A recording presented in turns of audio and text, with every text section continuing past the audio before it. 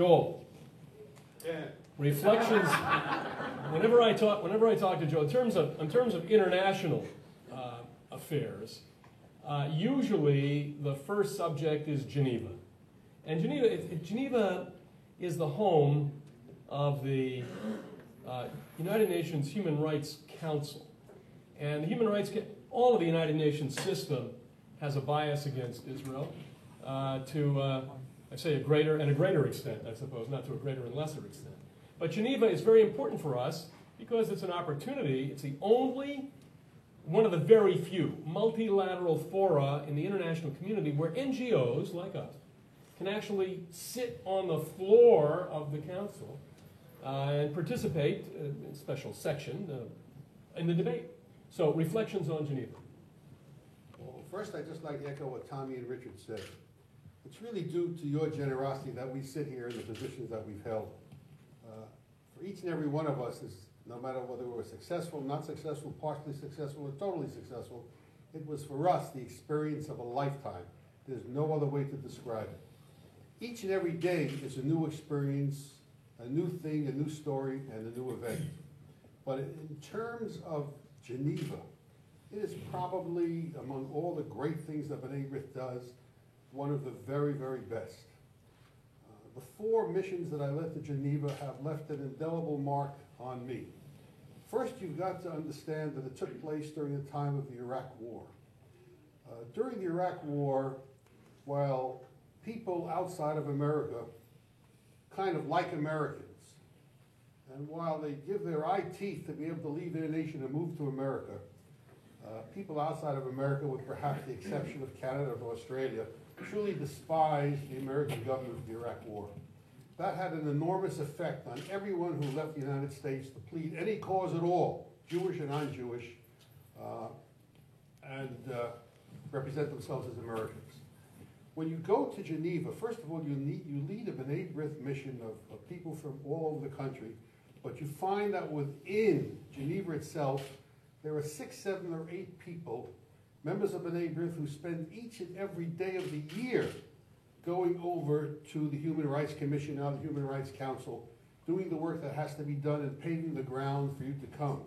But when you go to make your presentations, first understand that in the first 2 years, 2003 and 4, it was called the Human Rights Commission.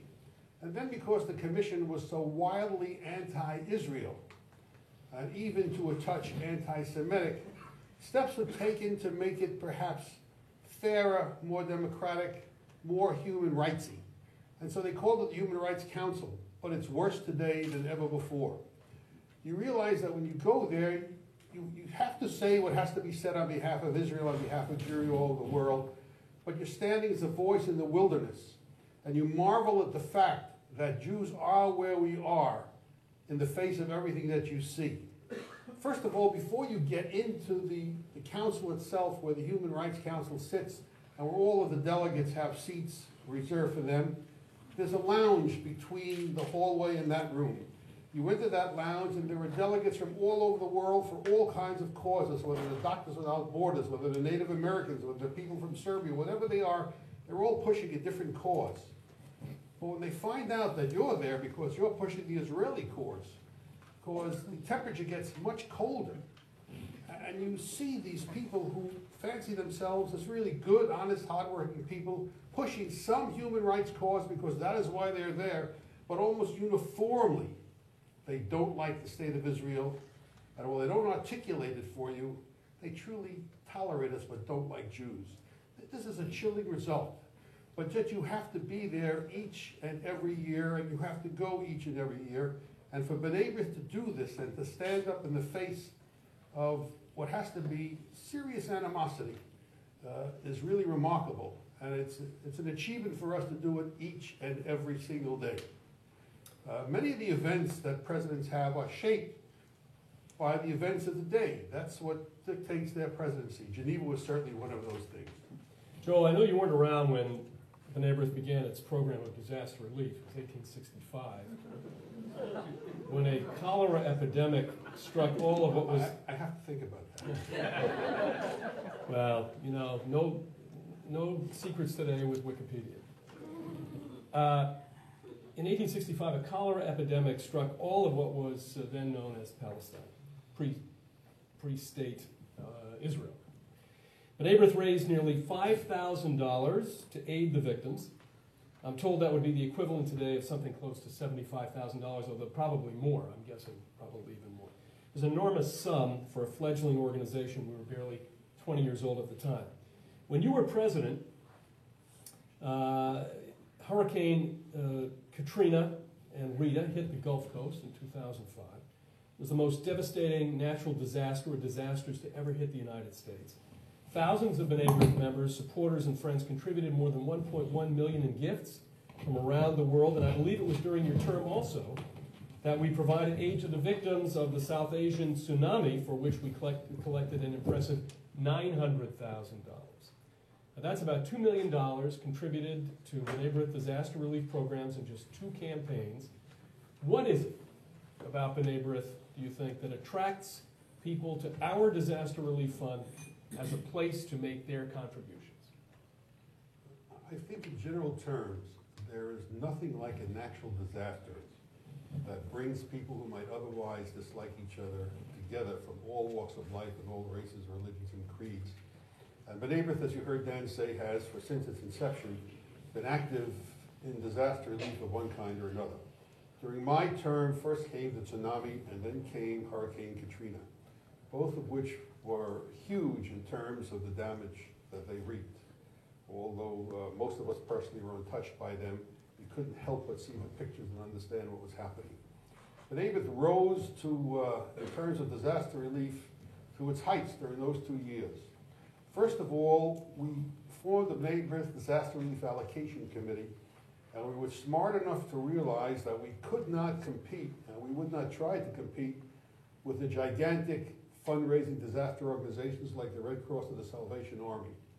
And the trick was to make the money that we raised, that $2 million that it turned out to be, go to not get lost somewhere in the shuffle.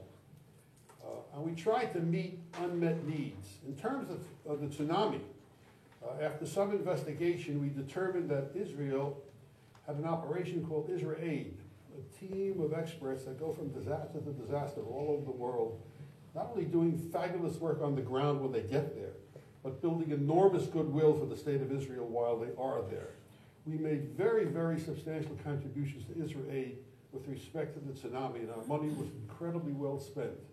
And we were there in terms of Alan Schneider, who heads B'nai B'rith Israel, and some of his people at that time. For Hurricane Katrina, we found a physician in Louisiana named James Estrada who needed money and who had a whole coterie of people all over, patients and others who needed medicine and couldn't get it.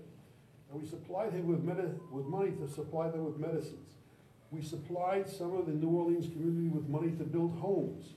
We helped rebuild a temple in Gulfport, Mississippi. We did so many things, but one of the more important things that did not include money was we were the first organization of any size to convene in Louisiana after Katrina.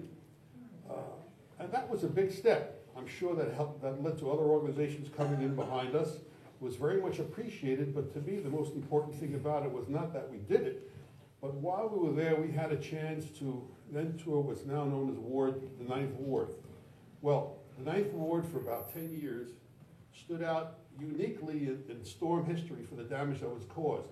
Once Hurricane Sandy came, that duplicated the 9th Ward and all other parts of the East Coast. But as you stood in the 9th Ward and you watched 1 or 2 homes that were being constructed with B'nai B'rith money, and you saw what we did, you just had to say, there but for the grace of God go I. It was, in my estimation, the high point of B'nai B'rith disaster relief activity. We used the money wisely. We raised a lot of money. Unfortunately, on the backs of sadness, we did enhance our reputation because we did it well. And disaster relief is something that we should not stop doing for as long as B'nai B'rith breathes a breath. This is one of the most important things we can do. Before I finish, I want to tell you about a perception that I have as a result of being the president of B'nai B'rith for 4 years. It's not a happy perception. And since it's a perception, I'm invariably wrong in some specific cases.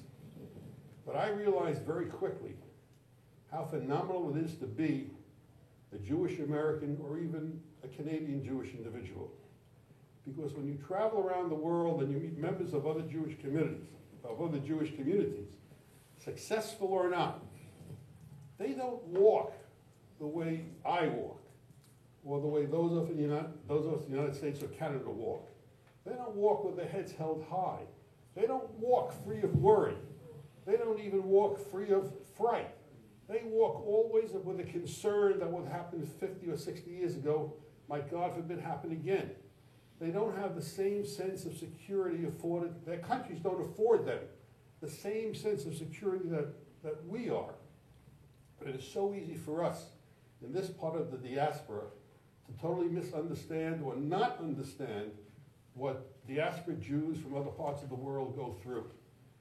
It would be a great thing if all of us in America and in Canada, which is the other country that has that great security, could go through the same experiences all of us have had and understand it and see that. Perhaps the Jews of the diaspora might get along a little better.